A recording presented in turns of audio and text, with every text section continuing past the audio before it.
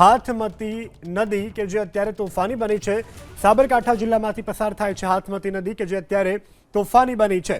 ઉપરવાસમાં પડી રહેલા સતત વરસાદને કારણે અત્યારે હાથમતી નદીનું રૌદ્ર સ્વરૂપ જોવા મળી રહ્યું છે, જેને કારણે હાલ આસપાસના વિસ્તારોને એલર્ટ કરવામાં આવ્યા છે।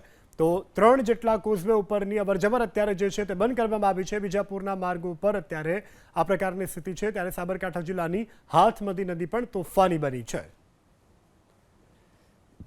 સાબરકાંઠા જિલ્લા સહિત ઉપરવાસમાં વરસેલા ભારે વરસાદને લઈને હાથમતી નદીમાં ભારે પ્રવાહથી પાણી વહી રહ્યું છે। જે પ્રકારે દ્રશ્યોમાં જોઈ શકાય છે તે પ્રમાણે અત્યારે હાલ હાથમતી નદી જે છે તે બે કાંઠે વહી રહી છે। હાથમતી જે જળાશય છે તે જળાશય અનગેટેડ છે અને જે બેરોડા સહિત રાજસ્થાનના ઉપરવાસમાં જે વરસાદ વરસ્યો હતો તેને લઈને હાથમતી જળાશયમાં ભારે પાણીની આવક નોંધાઈ હતી। આ સાથે જે ભુવાઈ જળાશય છે તે ભુવાઈ જળાશયમાં પણ નોંધપાત્ર પાણીની આવક નોંધાઈ હતી, જેને લઈને હાથમતી નદીની અંદર ભુવાઈ જળાશય અને હાથમતી જળાશયનું પાણી પિકઅપ પિયર ખાતે એકઠું થાય છે। ત્યારે હાલ દ્રશ્યોમાં જે પ્રકારે જોઈ શકાય છે તે પ્રમાણે હાથમતી પિકઅપ પિયર પરથી ભારે પ્રમાણમાં પાણી વહી રહ્યું છે। આ પાણી છે તે હાથમતી નદી એટલે કે જે હિંમતનગર શહેરના મધ્યમાંથી પસાર થતી હાથમતી નદીમાં વહી રહ્યું છે। જે પ્રકારે દ્રશ્યોમાં જોઈ શકાય છે તે પ્રમાણે હાથમતી નદી અત્યારે હાલ બે કાંઠે વહી રહી છે। ભારે પ્રવાહ સાથે આ નદી વહી રહી છે, જેને લઈને હિંમતનગર શહેરના 3 જેટલા જે કોઝવે છે તે અત્યારે હાલ બંધ કરી દેવામાં આવે છે।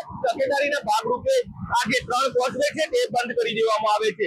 પોલીસ દ્વારા બંને છેડે બેરિકેડિંગ કરી અને આ કોઝવે બંધ કરી દેવામાં આવે છે। હિંમતનગરના ન્યાય મંદિર ખાતેથી મહેતાપુરા જતો જે કોઝવે છે તે બંધ કરી દેવામાં આવે છે। સાથે જ ન્યાય મંદિરથી પરબડા ગામમાં જતો જે કોઝવે છે તે બંધ કરી દેવામાં આવે છે। સાથે જ હિંમતનગરના મોતીપુરાથી કાટવાડ તરફ જતો જે આ કોઝવે છે તે કોઝવે અત્યારે હાલ અવર જવર માટે બંધ કરી કરવામાં આવ્યું છે।